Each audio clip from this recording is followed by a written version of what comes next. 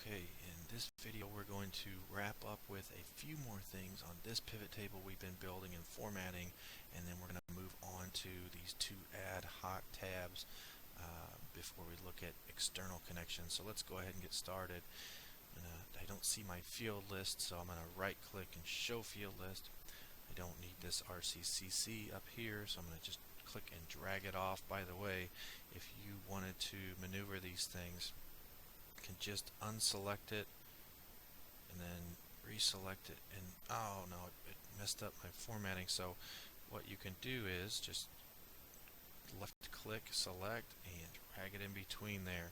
Now if you get to this here, this is an important point. Actually, you'll frustrate yourself trying to do this at times. Remember when we talked about this sprocket here and we want to add something? So I actually do want to add something. I want to add gross commitments because I want to talk about calculated fields or gross obligations. I'm sorry. I want to talk about calculated fields, and I want to talk about reshaping your pivot table and how to do that. So put gross commitments. It recognizes it as value, but it puts it right at the end. Well, I don't really like that. I want gross commitments somewhere else maybe. So let's go here and select it, and look what happens. See it all the way to the top, all the way to the bottom. I can't do this fine tuning like I really want to. That's where you might want to just select this here.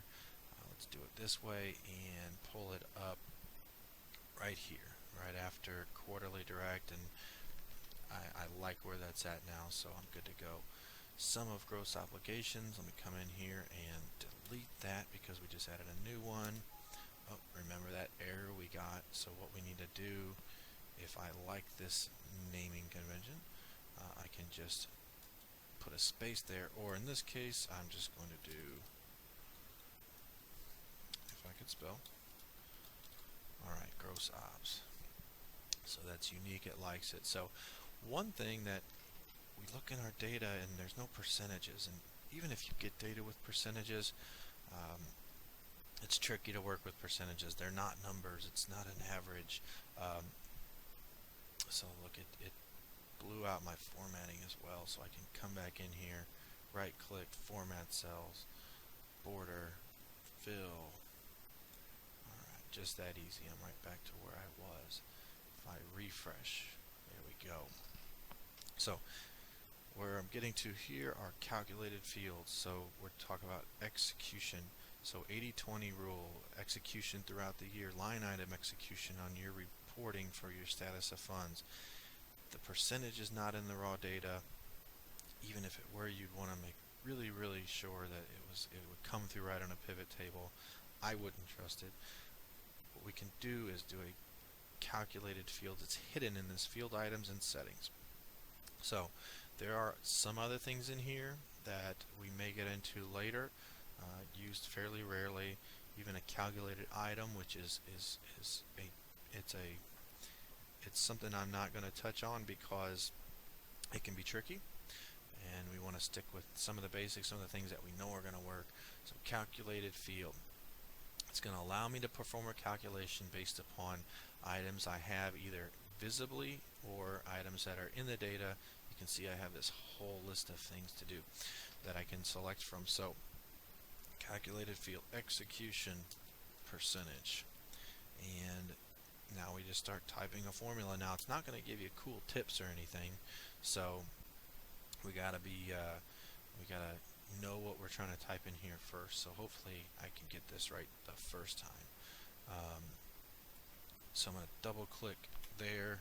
So execution percentage is based upon obligations. So gross obligations divided by, let me find my annual direct authority. There it is right there. And okay. It inserts it right to the left there. I'm going to clean this up a little bit. I like execution percentage, so I'm going to hit a space and enter and center it. Now we have an issue. One is very easy to deal with, so I'm going to double click here. Number format, I want percentage, and I don't want decimals for the time being. So okay and okay. So I've got my percentages, and now what happens here is that this is trying to do gross obs divided by annual direct, so 0 divided by 0. we got a problem. Can't divide by 0. In all these cases it works, and then even in the roll-ups it works because the total of all this, you can see here and here, we got two legitimate numbers. What we're going to do here is come back into calculated fields, select our calculated field, and we're going to wrap this in an if-error statement. So you can put functions in here as well, even though it doesn't give you those tool tips or formula tips as you go. So you got to remember exactly how this works. So if-error is pretty simple. So I-F-E-R-R-O-R, just spell it out, if-error, and the context or how this is laid out, it says if this division in this case is an error, comma, what do you want to show? So, well, I want it to show 0%. So I'm going to put 0.00, oh, no decimals, so 0%, and close parentheses. Let's see how that works. And there, we got rid of our errors. So I don't want my commanders sitting there seeing errors in my reports. Now I've created a calculated field that will update for you every time you do it, and you'll see the execution percentages. So pretty cool little trick there with the calculated field. Here's one thing you want to make sure that you don't do. We talked about it in an earlier series. You notice how calculated field, execution, gross ob direct, annual direct, I can change this all I want, no problem, gross obs. But if I were to come to gross obs again, value field settings, and see the source name, gross obs direct, I cannot change that and not have it affect it. So let's prove this. In the gross obs direct, or gross obs, I'm going to get up here and put in I like gross obs. Alright, if you remember from the first time, you're going to know what's going to happen here. I'm going to refresh this pivot table, and boom, zeros. It's everything, as in this case, because we wrapped it in an if error, everything's a 0. Not only did I lose my gross obs, okay, but then my calculated field went away. So see how that says gross obs 2. So I refreshed it, I changed it in my data, and now I have this field here. So let's say I just want to put this back in, and I'll type in gross obs with a space this time. You don't typically want to get a little messy with it, but sometimes you have to work with it. I kind of forced an error here, so I'm just going to put us back to where we want to be. Analyze, field settings, calculated fields, back into here, and you can say name, hashtag name. It's just telling you, I can't find this anymore, dude. It was working great, and you went and changed it, and we can't have nice things anymore. So what you would do if this does happen, just go find it again and hit OK. And you can see how it doesn't give you those cool table tips. So potentially, what you may want to do is just end up recreating this whole formula again. Not a big deal. Gross obs divided by annual direct, and if that is an error, then I want to show 0%,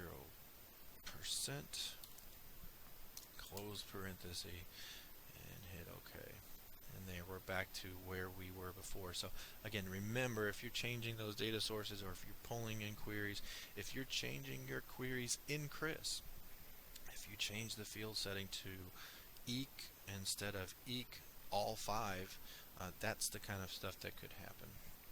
So we're going to leave this 1.0 series. We're going to go to ad hoc data, and let me go ahead and set this up for you real quick. A lot of times we get data that comes like this, and in fact this is data that came specifically from an email from higher headquarters, and they're saying, here's all this data, find yourself in there and then figure it out. Well, a lot of times when I get data like this, I'll take a real quick look. See how it's kind of blue over here in my data? Alright, that means it's filtered. That means it's, so it jumps from 62 to 86, so there's some filtering happening right here. If I select in here, I don't see a table. This is not in a table, but I see filters.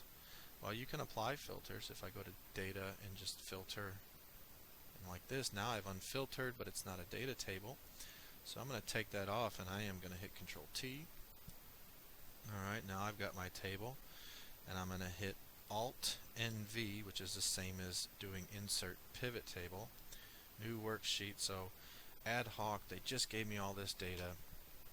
Design, report layout, show and tabular, turn it off, turn it off.